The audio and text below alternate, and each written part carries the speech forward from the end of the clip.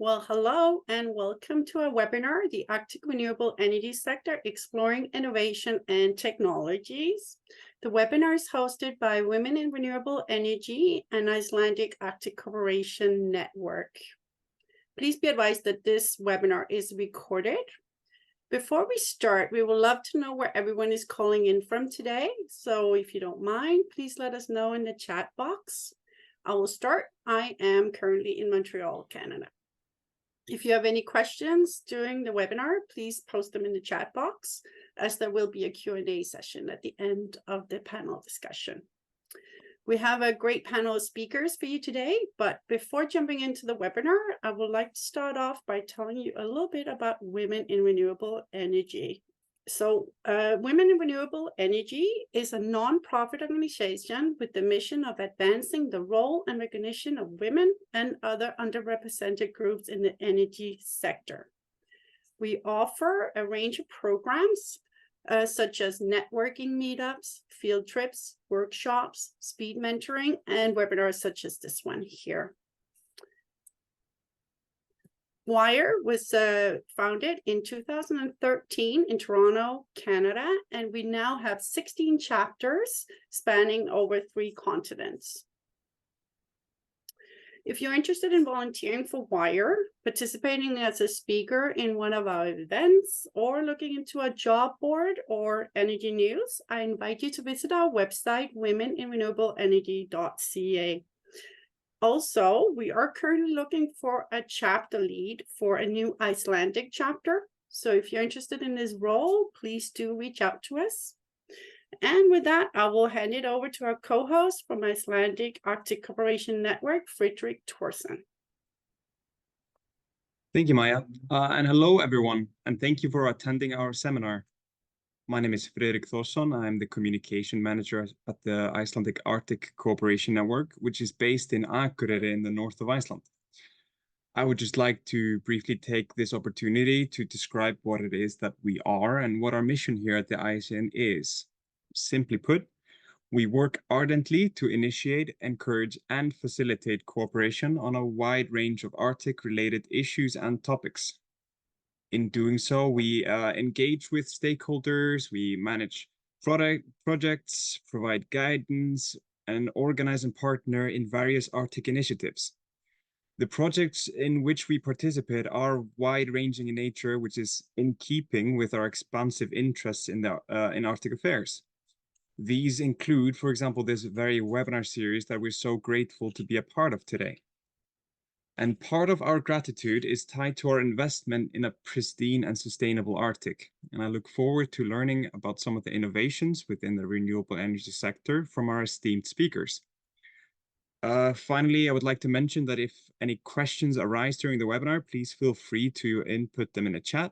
After the discussion, there will be a Q&A section during which we will allow the participants to address any questions you may pose.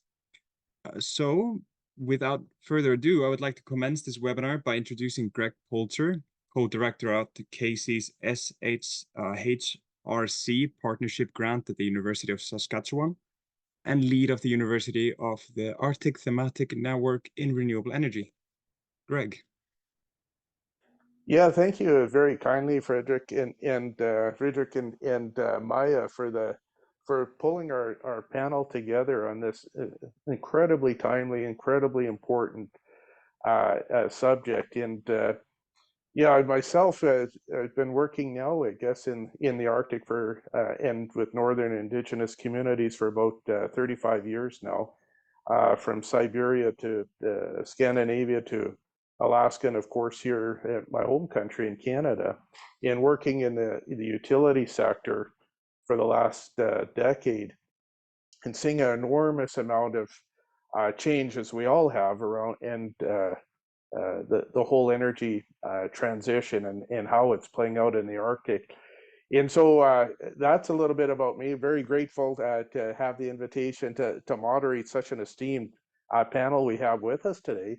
And so what I thought I'd do for everyone here is just to introduce our panel. And I'll start off with Stephanie Addy from Newfoundland, out on the most east coast of Canada. and she's with Growler. And Stephanie, maybe if you could tell us a little bit about yourself, your experience and background, and what you're currently working on right now, so folks online can have a bit of a sense about you. Yeah, absolutely. Thank you. So like Red said, my name is Stephanie. I'm a mechanical engineer by background. I studied at the Memorial University of Newfoundland and graduated 3 years ago and have been in the renewable energy space ever since. I started with Growler right upon graduation, and I got to do a little bit of research work before transitioning to our Nunavut projects. We are partnered with a company based in Iqaluit, and our whole mission for those projects is to collaborate with communities to explore the opportunity for renewable energy development. So I'm working on one of those projects, but I've had the opportunity to work across a couple of them. So it's a little bit of what I'm doing. I'm sure we'll get into the nitty gritty of it later, but I'll leave it there. Wonderful. Thank you, Stephanie. In Gwen,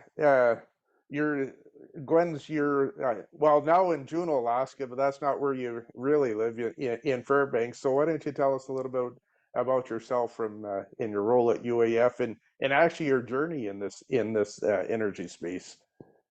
Yeah, absolutely. So like Stephanie, my background's actually in mechanical engineering and physics. I've also started to work a lot in energy policy, which is the area where Greg and I have overlapped quite a bit over time. I am the founding director of the Alaska Center for Energy and Power, which is at the University of Alaska Fairbanks. It's a research group really focused on supporting communities and also utilities and working in the renewables space and integrating more renewables, especially around microgrids in the Arctic region. Prior to that, I spent quite a bit of time in the private sector as a project developer and an engineer, design engineer. Developed the only geothermal power plant here in the state of Alaska at Chena Hot Springs. So I work kind of in the geothermal sector, along with just kind of across all kinds of different innovative energy technologies, ranging from mixing or blending hydrogen with propane to biofuels, and then a lot of work again on these microgrid sort of constructs in the Arctic. Spent a fair amount of time in Iceland, at first initially as a Fulbright scholar, but just working with Iceland in geothermal and some of the other innovative things that they're doing. So I guess that's good for now. Thanks, Greg. Thank you, Gwen. And Denise, I know we got a bit of a challenge there with the internet and so on where you're at, but if things are kicking in, why don't you introduce yourself and tell us a little bit about yourself? And Denise hails from Nova Scotia, also out on the east coast of Canada. Thanks very much, Greg, and apologies to everyone. Yes, we have voice but no video due to some technological issues. So, bonjour. Hello, everyone. Very heartfelt thank you to WIRE and AICN for including me in this important discussion today with these amazing colleagues who are also on the call. As Greg indicated, I am Denise Potier and I'm based in Jabuktuk in Halifax, Nova Scotia on the east coast of Canada. In the minority, I have a background in chemical engineering, and my work experience has largely been in the energy sector on and offshore Canada. I also have some experience with global management systems, professional practice standards, enterprise risk management, diversity, equity and inclusion, Indigenous relations, and ESG management. And after a long tenure in the consulting industry, I recently joined the Canadian Council for Aboriginal Business, or CCAB, as their Chief Operating Officer. And if I could just take a moment for those who are not familiar with the CCAB, our focus is to build bridges between Indigenous and non-Indigenous peoples, businesses, and communities through diverse programming, providing tools, training, networking building, major business awards, and of course, national events. And our programs help facilitate the growth of Indigenous businesses to build those relationships and to ensure those lifelong learning experiences for Indigenous entrepreneurs and other Canadian business leaders. And lastly, if I can just say that this year, the CCAB, very proud to say that the CCAB is celebrating their 40th anniversary. So a nice long legacy there. Thanks very much. Thank you, Denise. Now, last but not at least, if we're going further and further east now, out at least from a Canadian perspective, out in Iceland, Jon Oskar, how about you introduce yourselves to everybody here? Yeah, thanks, Greg. And hi, everyone. My name is Jon Oskar. I work at the National Energy Authority. I have a background through a engineering degree I got from University of Stavanger in Norway. So I've been working at the Energy Authority really since my first summer of my bachelor's degree, in 2010. So I worked here every summer until I graduated in 2015 with my master's degree.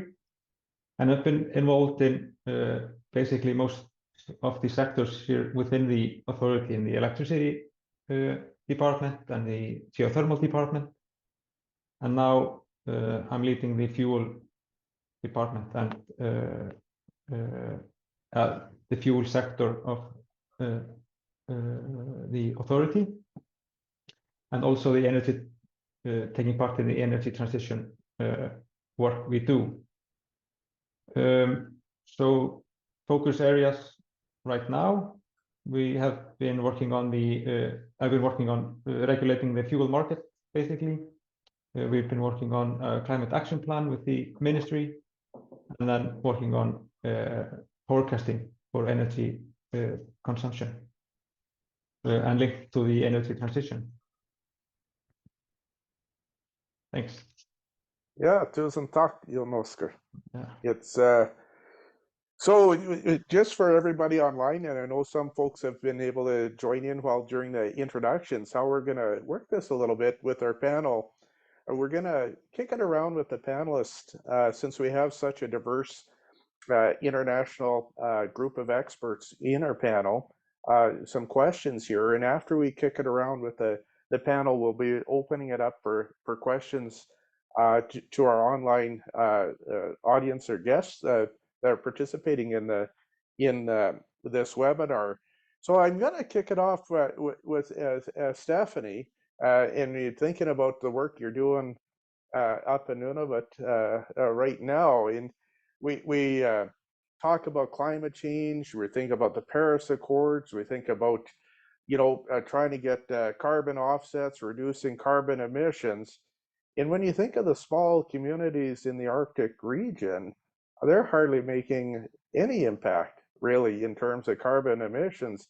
So tell us, why should we care, or what's so important about focusing on energy transitions and renewable energy and so forth in remote Arctic communities?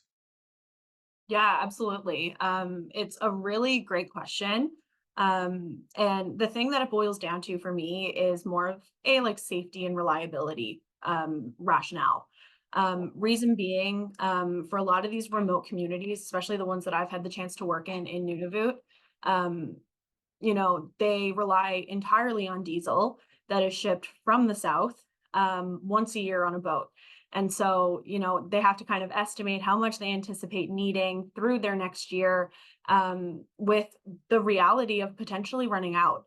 On top of that, these systems are getting old. And so there's reliability questions. And when you're dealing with northern remote communities like this, not having access to power becomes life-threatening very quickly. And so it's more around the ability to, diversify how they produce their power, and in turn, increasing that reliability, increasing that safety. And really the carbon offsets, the economy, the economic benefits and things like that, those are byproducts. Those are absolutely a benefit, and we won't deny that. But the rationale behind the push to do so, I think more focuses on that reliability, the safety, but also just the ability to have the choice. A lot of these communities, it's important for them to be able to decide what they want their energy systems to look like. So this is an opportunity for them to have a voice and to make those choices for themselves. So then you're really advocating then that we need to take kind of a community first kind of perspective when we're thinking about the whole global energy transition, where communities are at and what their real needs are on the ground, if I'm hearing you right. Absolutely. Yep. That is 100% right. And Gwen, I know you've spent a bit of time in Nunavut, but I know talking to you over the years, what Stephanie just said resonates quite strongly. And what's the situation like in Alaska? And thinking about communities on the ground, are there parallels in Alaska that way? And what about utilities? What kind of role do they have in perspective on these things?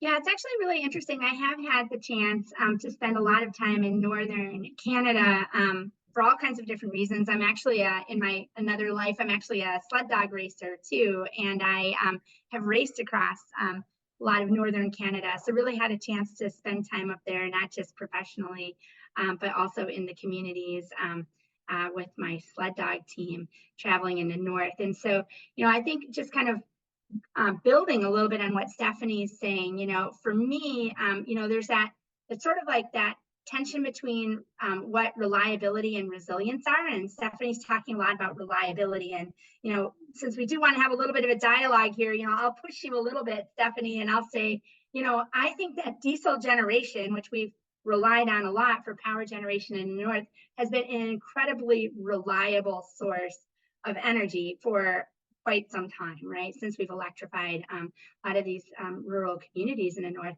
But I do worry more about resilience, and the difference from my perspective about reliability and resilience is reliability is like, how often are the lights going to go off?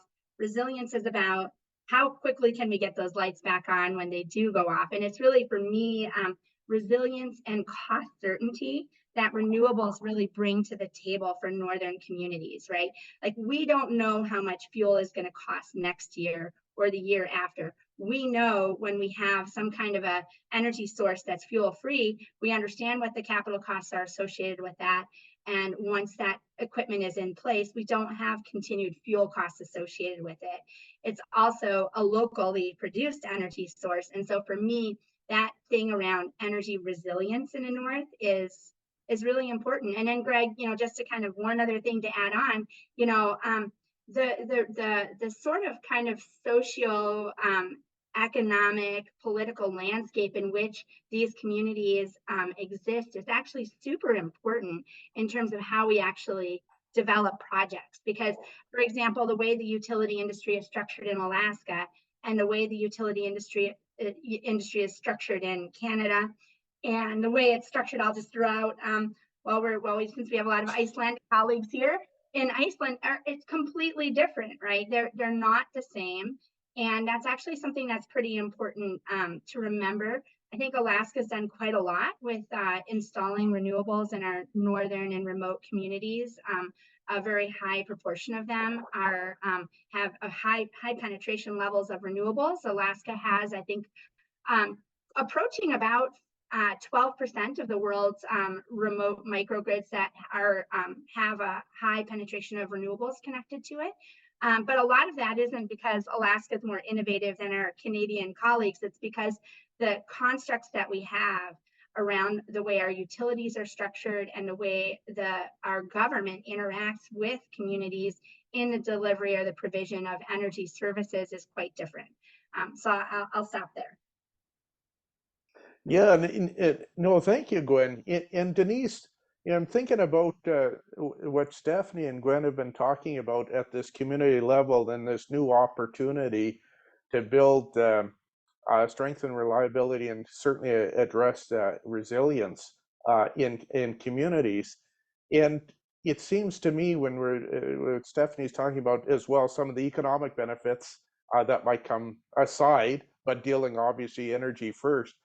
From the Aboriginal Business Council perspective, do you think there's an opportunity around reconciliation, like real reconciliation on the ground of partnering and working together in terms of advancing energy security needs and community needs in Indigenous Canada? Yeah, thank you very much, Greg, and really appreciate the comments that have been made by Stephanie and Gwen here around that resiliency and reliability. And of course, when we include the communities and have that energy planning be community led, it leads to that, you know, sovereignty, self-determination that is so important in terms of reconciliation and honoring, you know, those indigenous viewpoints and worldviews and knowledge.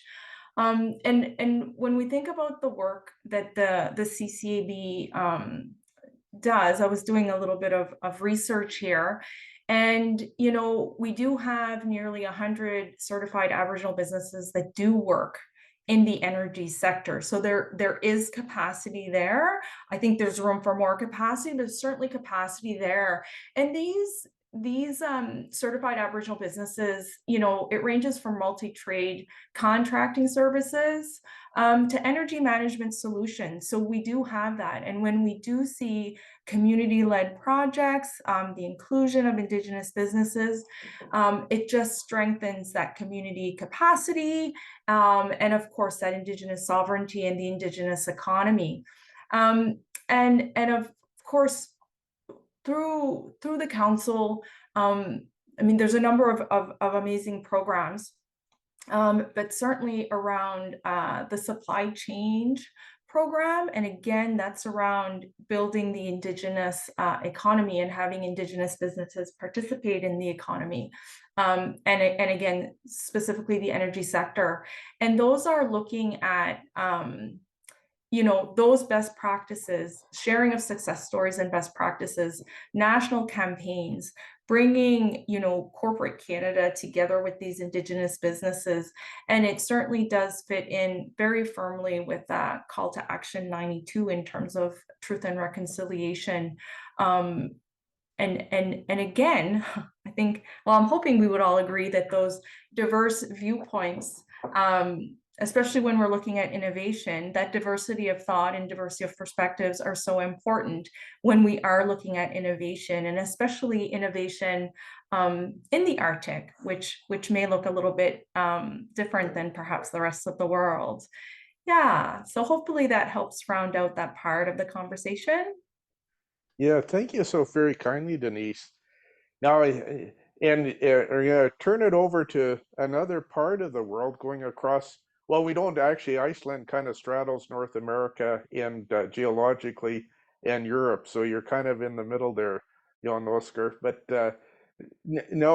maybe you can tell us a little bit about what's going on in Iceland in terms of this energy transition. Because, I want to pose a kind of a one question. Everyone thinks everything is 100% robust with the transmission line, but I understand there actually are communities that, even though connected, still rely on diesel when there's weather events and so on, and even at least one off-grid community. So what's the state of play right now in Iceland and its energy transition? Yeah, thank you, Greg. So if we split it up to maybe 3 categories for electricity and heating, and then transport. Basically, we have a 100% renewable electricity. So that sector has basically been covered. Then we have 100% renewable heating. 90% of houses are heated with geothermal resource, and 10% with direct electrification through renewable electricity. So these 2 sectors have been decarbonized, but we still have left the 3rd sector, which might be the most difficult, is the transport sector. But the transition for the first 2 sectors included a lot of difficult, expensive decisions. But they were being an island far away from everyone. We had to import all of the fossil fuels to power electricity and heating in Iceland. And through the oil crisis and spikes in fossil fuel prices, decisions were made, huge decisions, to go through with building up electricity production with renewables, which we had and have been very lucky with resources to produce electricity from renewables. It's roughly 70% is coming from hydropower and 30% from geothermal power. And maybe to mention the transmission network and the buildup of electricity production were connected to buildup of heavy industries as well. With building up large consumers of electricity, we had the possibility of building transmission networks across Iceland, and that everyone could use, really. We still have some parts of the country that don't have as good a connection as other parts. We have the West Firth, which maybe that we need production really to increase the availability of electricity there. Then we have some islands, small islands, that are using diesel generators, but in the largest island that is not connected, we have been setting up solar panels and wind turbines, but they are only today covering 10% of the consumption. But we're trying to include everyone in the transition and still building up the transmission network for everyone to have a secure connection for electricity. The sector that we are looking at now is the RV vehicles, the maritime sector, and the aviation. But these are all sectors that we don't see ourselves leading the technology development. This is something Iceland is not going to lead, building battery electric airplanes and so on. This is something we have to follow others. We might be we could quickly implement and buy these planes and have large section decarbonized, but we are still waiting for the solutions, really. So that is our maybe main challenge, is for the technology to become available for especially the fishing vessels, maritime, and aviation. However, the road transport, we have been doing quite well. Last year, half of all newly registered vehicles, passenger vehicles, they're battery electric. Okay. But maybe lacking a bit are the car rentals, which last year bought 40% of all passenger vehicles in Iceland. Okay. And only 16% of them were battery electric, but 70% of all other buyers bought battery electric vehicles. So things are going well. Could do a bit better, but things are going quite well. No, yeah, thanks, John Oscar. I think that's an important reminder, because that it's when we're talking energy transition, it involves power, heat, and transportation. And then often transportation, go back to Stephanie's point, you got to bring in fuel, typically with fossil fuel. And that transportation is critical to things like power and heat as well, that these things are fundamentally interconnected. Now, I was going to ask a question. I kind of hinted at it earlier, and I'm going to ask Gwen to lead off with this. And this is this. We think about communities, and Stephanie rooted us in that, thinking about the role of communities and their needs. But a big player that sometimes is not always well understood are utilities, and what are their needs and perspectives, and how to work with utilities, with communities and other stakeholders, developers, etc. And what are kind of the pressure points and concerns, and seeing it through the eyes of a utility in managing this energy transition in the Arctic region. So Gwen, what is your thoughts and experience around that? Yeah, Greg, thanks for bringing that up. I really do think a lot of times I think that the utility industry kind of gets a bit of a bad rap, that there's always this assumption that they're sort of holding people back, that they're like preventing us from, transitioning to more renewable sources of energy. And, I think from my perspective in working with the utility industry, I'm giving a keynote speech today to the utility industry here in Alaska about innovation and about how we innovate within the context of the restrictions that utilities have and how they operate, right? Because if the lights go off in the community because there's some, really forward-thinking project, the people that are going to get called is the utility industry. Why aren't my lights working, right? And we want our utilities to be conservative by nature. We want access to reliable electric power, right? And so, that's, I think, one of the things that we sort of have to remember is that they're not really the enemy. They're not the ones that are really trying to prevent progress. They're an important partner in making sure that that sort of progress is successfully implemented in ways that's going to make sure that the lights stay on, right?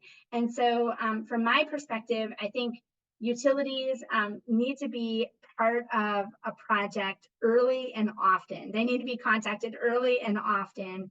And I don't know that I can really stress that enough. And because at the end of the day, most of these projects, not all of them, but a lot of them are going to be tied into an existing grid with existing ownership. And so involving the owners of those systems and the operators of those systems early is going to make a project more successful. I guess I don't know what else to say there. So there's always some tension there. There's some pushing and pulling. We want to push the utilities to innovate, but we also have to understand that they're in a position where they are in an inherently conservative industry, and that's because we all want the lights to be on reliably. So yeah, so.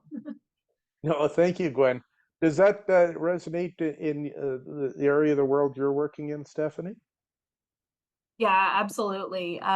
We've worked very closely, myself and my company, I should say, Growler, but also our partner company, Nunavut Nukiksavtik Corporation in Iqaluit. They've worked, hand in hand with the utility there, like Glenn said, because, for us, we'd be integrating into an existing grid. And so making sure that project designs, things like that, actually interface well is critical. So that early, often engagement is absolutely a key piece to the success of these projects. And does that resonate with where Indigenous Canada is going nowadays? Think of the last decade, Denise. Yeah, thank you again, and again, this is a wonderful conversation, and I appreciate the comments that have been made. So certainly, it's like anything else, any other problem in the world, we have to have all those voices at the table, right? So we do need the regulators, we do need the utility companies, we need the policymakers, we need academia there, and we need the local communities. And together, I think, again, when we talk about reconciliation and sovereignty and resiliency, it's making sure that those, these are community-led initiatives, but they're led with that informed, consent and that informed perspective. And you know, again, as long as we're leading, you know, profits with a purpose here, that we are looking, you know, to protect the land, to protect the water, and to protect, you know, this incredible Arctic region that we have in this world. If we come together with sort of those open hearts and minds to this dialogue, then I really think we can find those innovative solutions that work for the communities in the Arctic, and you know, who you know, support the utilities through this energy transition, right? So I'm a you can probably tell I like this collaborative approach where we are working together towards this common goal. Yeah, thank you, Denise. Thanks. Now, Jan, you've heard our colleagues over in North America, and I think about Iceland. In some ways, Iceland's almost one big, huge community as a nation, and so how does that? What are the perceptions about the role of utilities in leading innovation or being obstacles to innovation? And how do you see that discussion in that policy space evolving nowadays in Iceland? So the maybe the biggest problems we have had with utilities is maybe weather-driven effects on the supply of electricity in rural areas. We have some farms deep into the utility system. I'm talking about the electricity utility system. And in really bad weather, some of the poles can break and you don't have electricity far into the to a few farms far into a valley or so on. So, and that happened a couple of years ago when we had a big storm that had effect all over Iceland, really. And we are still working through that storm, figuring out and implementing solutions we had to take after that that storm. So trying to increase the energy security for these these places in Iceland. So that might be our biggest problem, is to have a better and securer connection that far into the system. The utility in general are quite good, and we have not. There are not many places where this is a problem, but where it is a problem, it's a huge problem. That's a very insightful way of putting it, Jon Oskar. A very insightful way. So it's before we turn it over to take some of the questions that have been coming in from our audience and the participants on this call, I might just do a kind of a thinking about the future. And some of you have hinted at this already, but in terms of emerging technologies, what looks like has some potential promise? We hear everything from hydrogen to nuclear to all kinds of things emerging in the Arctic region. And I might pick on you again, Gwen, because I know you've been working on this. And what do you think people across the Arctic and Arctic communities should be keeping an eye on in terms of potentially viable new technologies on the horizon? I mean, I think we've come a long way with grid forming inverters over the last few years. And so getting to these higher penetrations of renewables where we can actually turn off diesel generators for meaningful periods of time.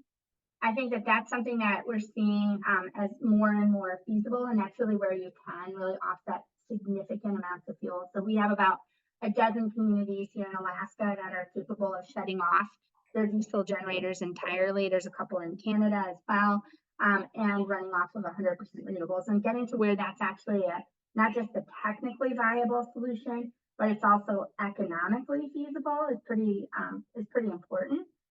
We have a real advantage in the Arctic around solar in the summer months, at least, where you've got, solar potentially available for 24 hours a day. And so we don't really necessarily see that big, valley, and the panels are, coming down in price. We see bifacial arrays are really taking a big part of the market.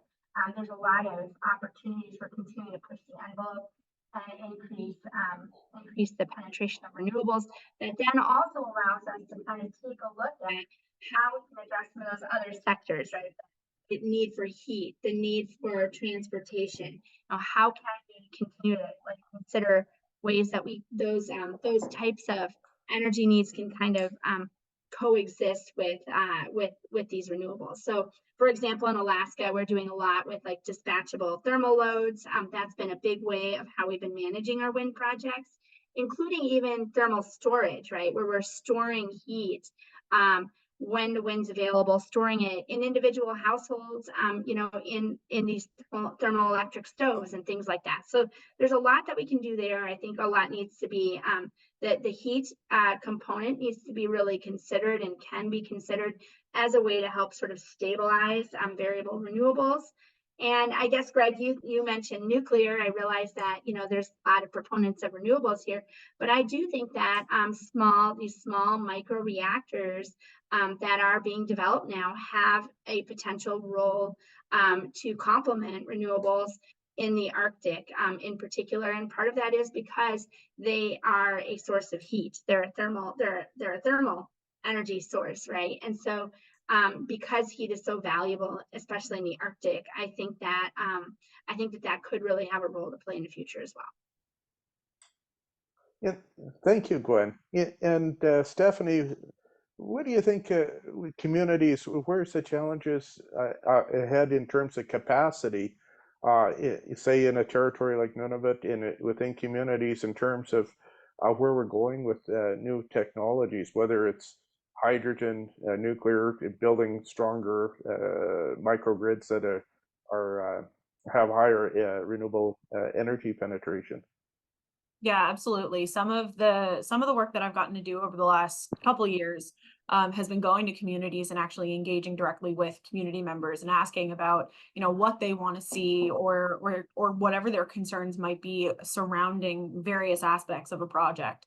And some of the things that, we've heard in those engagements are, their concerns around, I guess, how well it's going to work. So ultimately, I think it's one of the barriers or potential hurdles is just having that, I guess, trust with the technology to an extent, making sure that, if we're putting something in the north where, the climate can be quite harsh, making sure that it's actually going to be able to do it. I'd heard stories of people saying that years ago there was wind turbines put up and they didn't work ultimately. And so, there is a little bit of building that trust with the technologies with communities, but that's a part of it. That comes with innovating and new technologies and things like that. There's always going to be a hurdle around building that trust and being able to utilize the technology to its fullest extent. But yeah, I think that's a big one. And it's just, boils back to that community buy-in, because Sure. Without that buy-in, there is no implementation. So it roots back to education, but also just making sure that that technology is where it needs to be fully deployed. No, that makes a lot of sense, Stephanie. And Jon Oskar, you've on this whole cutting edge technology, you've talked about like electric airplanes, and I know in Norway it was announced that they're for the short haul flights. But what are some of the other emerging technologies? Is hydrogen even a part of the discussion at all in Iceland or not? And as some of these other technologies? Yes. So for the road transport sector, we are looking at direct electrification. But however, for the maritime and fishing vessels and international aviation, we are looking at some kind of e-fuels for those sectors. This is so for the road transport we are looking at. For a full transition, we might maybe need 10% more electricity production to cover that electricity demand. But if we would take out all other fossil fuels for the maritime industry, the fishing vessels and aviation, and we would produce these e-fuels in Iceland, we could be looking at doubling the electricity demand. But it's more complicated than that. It has to be economically feasible to produce these fuels. Someone has to want to buy them at the price of production. Will the government step in and with some incentives in that regard, and so on? So there's a lot of talk about hydrogen and e-fuels from based on hydrogen, definitely. No, thank you, Oscar.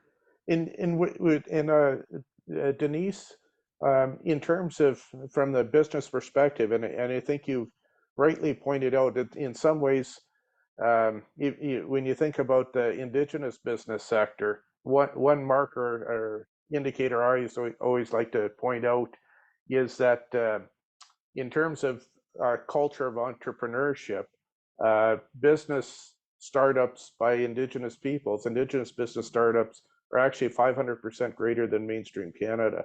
And probably one of the most hidden secret in Canada is probably the most entrepreneurial class in Canada. It's called indigenous communities. And where do you see the potential, in terms of new technologies for the future of Indigenous Business Canada? Thank you, Greg, for mentioning that and for highlighting that. Absolutely. So through the CCAB, there is certainly a program that supports our entrepreneurial Indigenous businesses. And you're correct in saying, and again, I think it comes back to that self-determination and self-resiliency, that we see a number of communities or groups getting together and starting up companies. So there are a number of them. I mentioned the nearly 100 in the energy sector, and they are doing great things across Canada, but certainly in the north as well. So there is huge potential there. And again, where we have those good relations, I think it's really important to point that out. Stephanie, I love this trust in technology, but there's also that relationship building, that personal relationship, right? Sometimes being engineers, we trust in technology, and maybe we need to work on those relationships. But I think that's where the opportunity is, like our utilities or consultants just coming in to see if there is a project, or have we spent the time building those relationships and building that trust, so that trust in technology will follow, because we know we are coming forward with those good intentions, those good minds in terms of building that resiliency within the communities. And again, and Stephanie and Gwen have both and Jan have articulated this far better than I could, just those extra complications that we have in the Arctic. So just because something is tried and tested in a certain region doesn't mean it's going to work there, and doesn't mean, even if something does work in the Arctic, that it's going to work for a specific community, depending on the infrastructure that is there, depending on the capacity, and depending on the other priorities, of the communities or the regions. But certainly, bringing it back to entrepreneurship, there is an untapped potential, like you say, one of our greatest kept secrets. And I think highlighting that and bringing those Indigenous businesses and entrepreneurs into the conversation will help build that trust, build those relations, and build that trust in technology. So thank you so much for that. You bet. And now I was just scanning. I might be doing a terrible job trying to read trying to chew gum and walk at the same time. But one of the questions that came up in the chat was about specific success stories at the community level around renewable energy project. And I thought maybe for those of you who are working, if you could highlight one concrete example and tell a little mini story about one of your favorite, either a current project you're working on or one in the past as an example. I'll throw the challenge to the panel this way. We think about technology from other regions and bringing it into the Arctic, but often we forget that the Arctic itself is actually often the forefront, the leadership in terms of innovation that could actually be exported to other parts of the world. So if you could put you on the spot, do one example in current or otherwise, or that you're aware of that you'd like to share. And maybe I'll start with you, Stephanie. Yeah, absolutely. So the first thing that kind of comes to mind as one of the big successes that I've contributed to. I can't take full responsibility for it by any means. There's a lot of people pushing this one.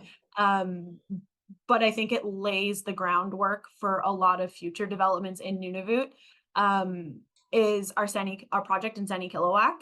There's been a lot of great progress on that one. It's actually the first wind project that is entering construction. So that's a big one. That was the first exposure I ever had to developing in the north. So that project holds a special place in my heart personally. And being able to see something like this happen in Nunavut in real time is quite exciting. And I know the community there is equally, if not more excited for this project. They've been patiently waiting for it for quite some time. And it looks like the stars are aligning and everything's there for it. So that's one that definitely comes to mind for that success story. It's not over the line. It's not built yet, but it's getting there, which is very exciting. All the right things are in place to be able to get it there. Well, your excitement was contagious. You could just feel it coming across the web here, right around the world. It's and Jon Oskar, what about in Iceland? If you're to pick a project that you're pretty excited about that the world should know about. Yeah, I think I might maybe tie it with a question I saw about lessons learned from Iceland. Is the story of the build-up of the district heating in the capital area in Iceland, which was in the 1930s. It is basically based on entrepreneurship of a farmer that saw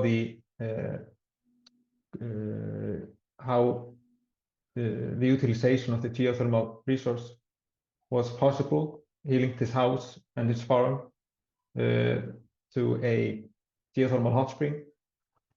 And a decade or two later, huge decisions were made, bold decisions, very expensive. And for Iceland at the time was one of the poorest countries in Europe. Bold decisions were made to build up a district heating system, first for the public houses in the capital area, and then today we have all houses in Iceland, 90% of houses in Iceland connected to a geothermal district heating systems. So find out possibilities. The local community are started this in the geothermal history in Iceland, and take bold decisions. Right on. Yeah, I had not heard how that actually originated. So thank you for sharing that. Where it's at now, but the origin story was really important to share. Yeah, thank you, Jon Oskar. Gwen, what about Alaska? Do they do anything innovative in your state? Yeah, I do want to, sorry, I agree with what Jonas saying there too, like what Iceland's done. It's so easy to think of Iceland as this preordained success story, right? Like that, of course they did all these things with geothermal, and of course they have, one of the most advanced societies when it comes to energy production and use anywhere in the world. But, really the story of how the steps Iceland took to kind of get where they are today is actually a pretty interesting and important and illustrative example of how I think policy interacts with, local will and the private sector, the public sector, all sort of coming together to really make some of these things happen. So I want to highlight that. I do think in Alaska, we built that environment here too, where we really do have that combination between local interest, local demand for different sorts of opportunities and solutions, combined with supportive policies and utilities that are kind of leaning into helping lead in and enable those sorts of projects. So I guess if you're going to pin me down with one, I'll mention Congiganak. I already sort of mentioned this one before, not in name, but they're an example of a small community. They don't even have a modern water and wastewater system there. There's no roads there. There's no cars in the community. It's very very remote and primitive by some standards, but they really have one of the most advanced energy systems in the world. And sometimes they're able to turn off their diesel for up to a week on end. And they're displacing a lot of the heating fuel using these dispatchable thermal loads in individual residents. So they're doing this with very non-fancy wind turbines. These are refurbished old wind turbines coming out of California. The technology is simple. It's robust. The thermal stoves are actually have been used for baseloading the nuclear energy industry for a long time. And yet they're able to do something that's pretty remarkable and pretty advanced with a very small battery. I think there's this misperception when we look at technology that we need big batteries. And I've seen some questions in here about mining and things like that. And, I think that trying to move away from this thought that you need a bigger and bigger battery to get to higher contribution levels of renewables is a misnomer. And, that's a place where really thinking about alternative solutions that really take advantage of all of the different ways we need and use energy in these communities is pretty important. So the idea of like displacing heat, they now actually have dramatically reduced the amount of heating oil that they're using. So they're heating most of their homes with wind for a good portion of the year. And that makes a pretty big difference. Again, old wind turbine technology. This is not some fancy, very expensive project. Local people are keeping the system running and operating. So that's Congiganak, Alaska. There's actually a lot of, on the Alaska Center for Energy and Power, we have a ton of really great videos showing different case studies from communities all across the Arctic. And Greg, I'll also just put in a quick plug for this edX course on microgrids that we've put together. It's free if anyone's interested in it. I could drop the link in here too. You can take the course for free. I'm the instructor of it, but we go to a field trip to a different community that's doing innovative things, both in the Arctic, mostly in Alaska, but also actually Australia has been doing a lot of really innovative things in this technology space. So like learning lessons or sharing lessons between the global, between the Arctic and then folks that are dealing with really similar challenges in a different climatic condition in other places is also equally valuable for all of us. That sharing of information across different places is really important. I saw a question as well. Thank you, Gwen, around this whole opportunity to leverage other economic opportunities. So I'm going to rephrase it slightly about where energy projects can be a catalyst for more economic opportunities at the community level. And so I'll start it maybe with you, Denise, thinking about, again, putting on your CCAB hat and thinking about, is there that kind of discussion now, thinking more broadly, not just energy for energy's sake or for very narrowly, but thinking what other economic and social and entrepreneurial benefits there may be with these, taking advantage of opportunity. Because this seems like a window, this green energy transition that might be open a decade, where these massive investments, they tend to be cyclical and in these kind of economic transitions. And what might be the opportunity to maximize business opportunities or local economic development? Yeah, thank you very much, Greg. And I certainly want to thank Gwen for that example of the refurbished wind turbines. I think that that's just amazing. And if I can just go back to your previous question, Greg, just for a moment. Not that I have a very specific project in mind, but certainly my experience last year with the Governor General's Leadership Conference, where I had the amazing opportunity to visit the Yukon and to be in, surrounded by an entire community that stewards to the land, because the land is just so incredible there. And hearing, like, everybody was so proud when Old Crow got to turn their diesel generators off, right? And how that whole community just rallied around that. And there was just this real pride of that success. And again, a small community, but such an amazing success story. And thanks to the energy transition, they were able to do that, right? So that in itself, just that, owning and operating a successful, energy infrastructure, like that builds hope.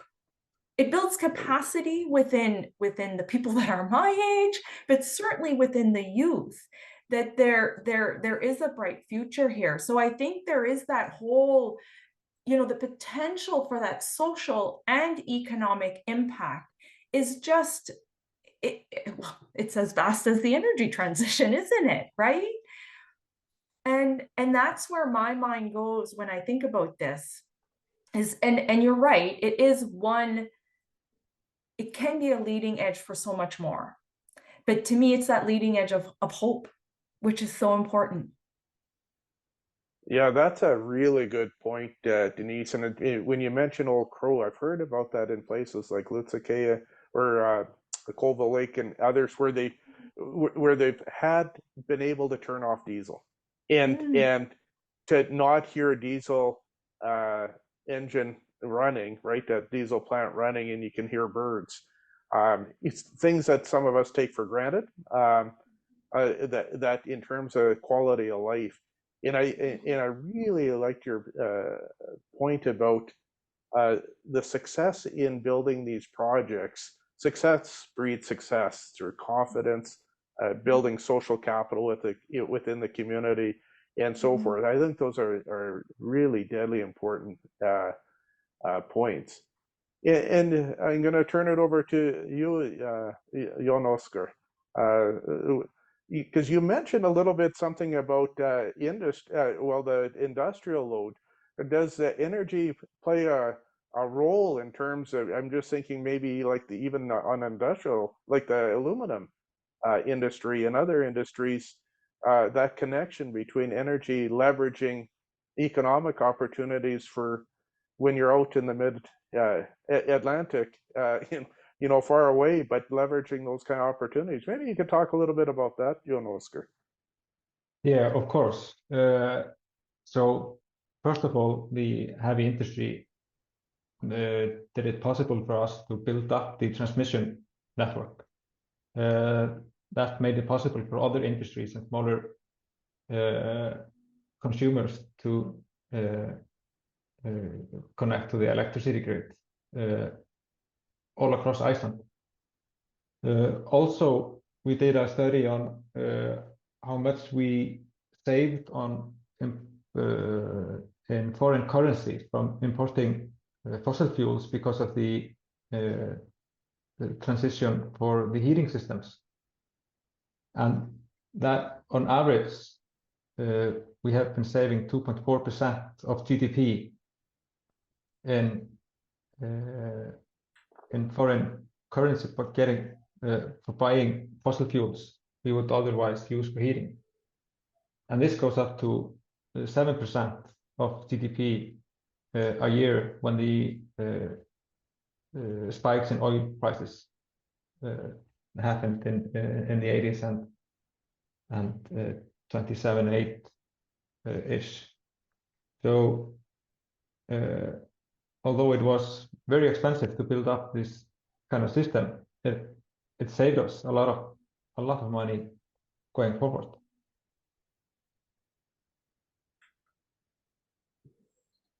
Yeah, thank you, Jon Oskar.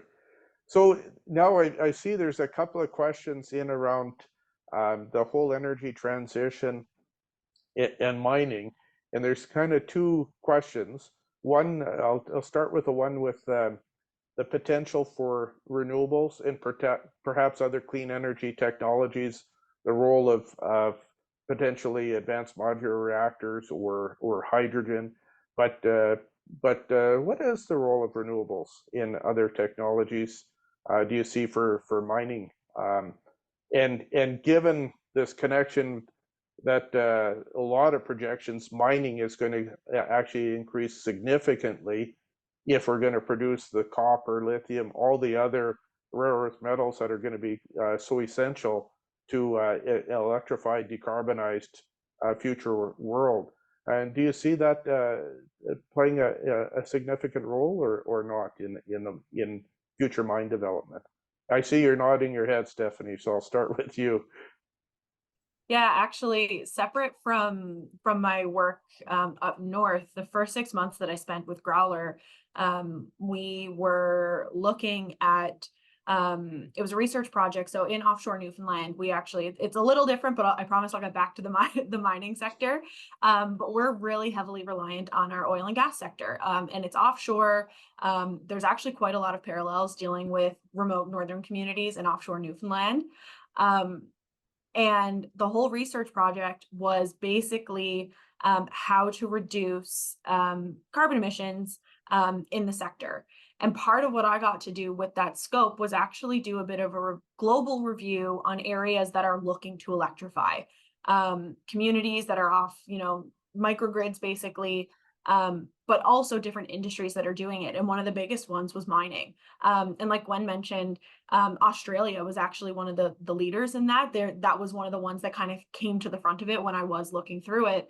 And that seems to have held true. I've heard conversations about mines throughout Canada that have either or want to incorporate renewables in some capacity.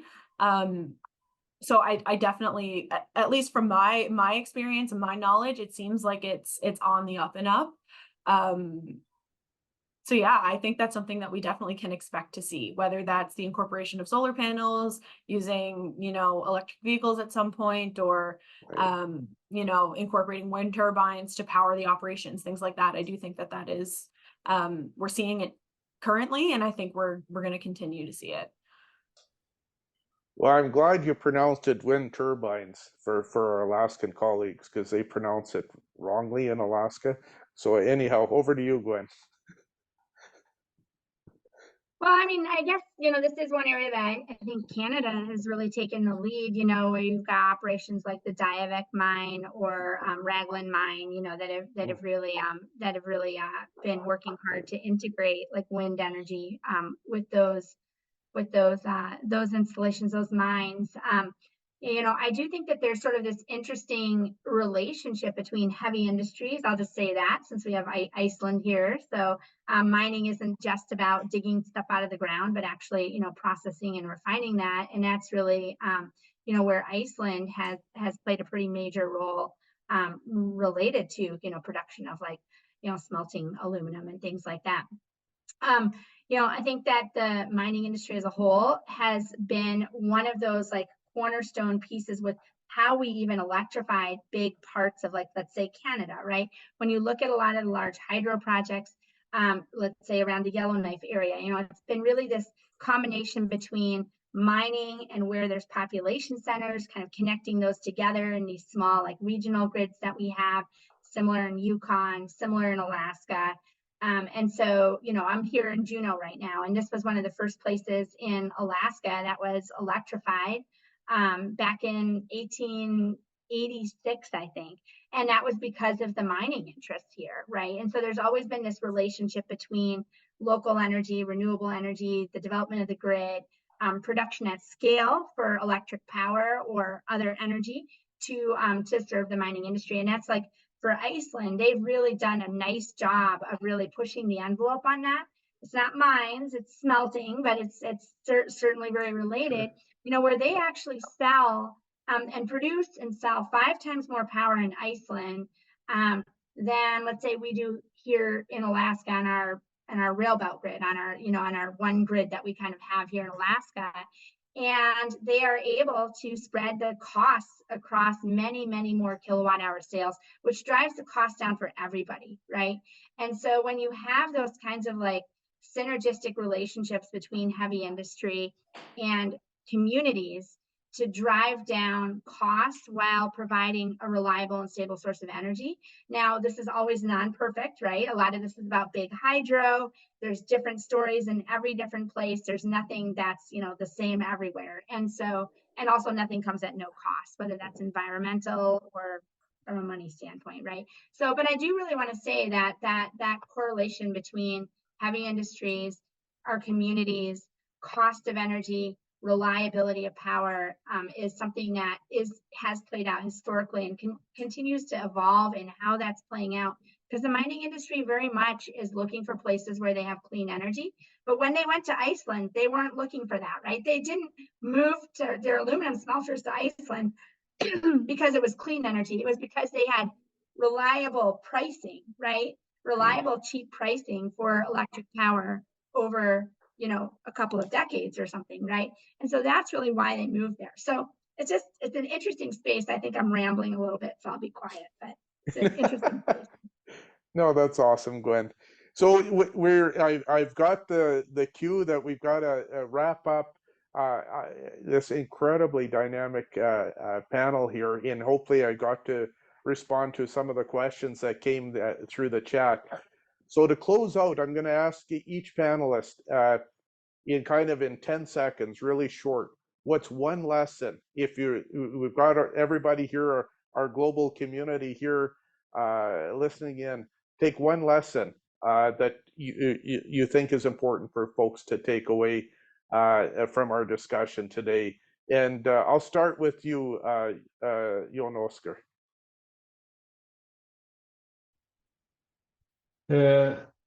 Yeah, I think looking at the transition we have gone through, as I mentioned before, is the bold decisions. They will pay back over time, and not even looking at only the environment factor, but in addition to the environment factor of doing the energy transition. We are on that trajectory, and we have to take bold decisions to cross the line. It sounds like the old Roman expression, fortune favors the bold. Denise. Yeah, thank you very much. And again, just so pleased to have been able to listen to my esteemed colleagues on this during this conversation.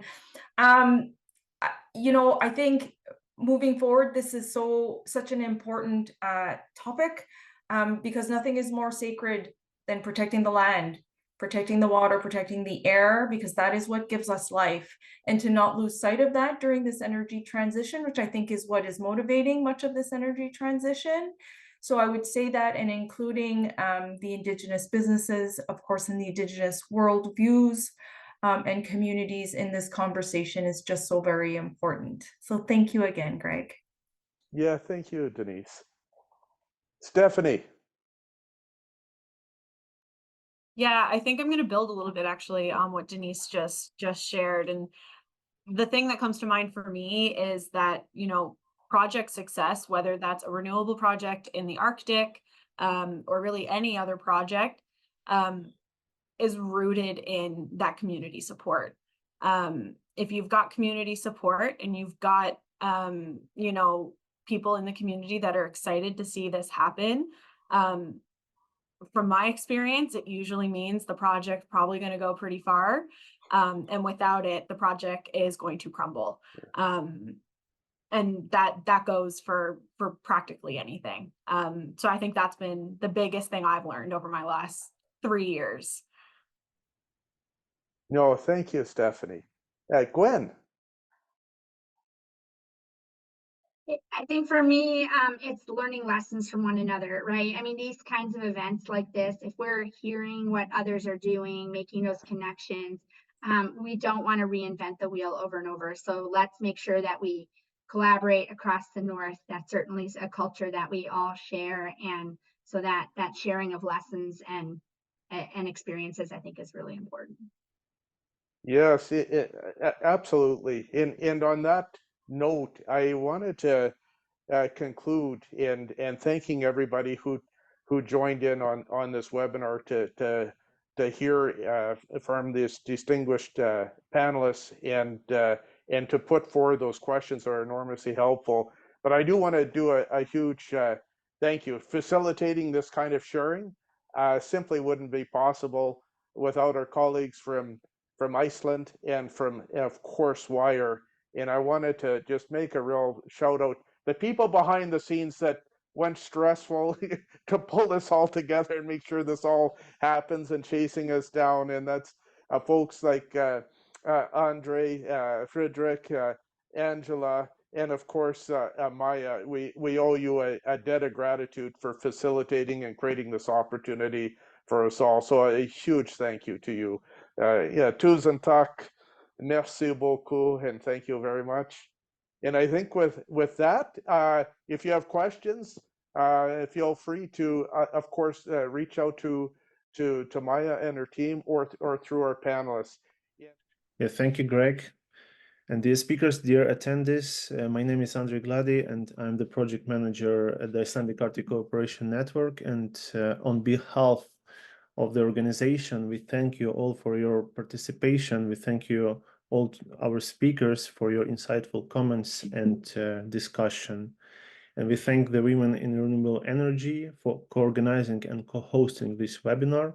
We thank you all attendees for participation and your questions during the webinar. Today we learned a lot of new things. And I remind you that the recording of the webinar will be soon available on our website, shareyournorth.is. And please follow our pages and newsletters for the upcoming webinars. This topic of the renewable energy in the Arctic is very broad, and there are so many things to discuss in the future. Again, thank you all for attending, and we hope that you learned and enjoyed the webinar. And have a nice day, and bye-bye.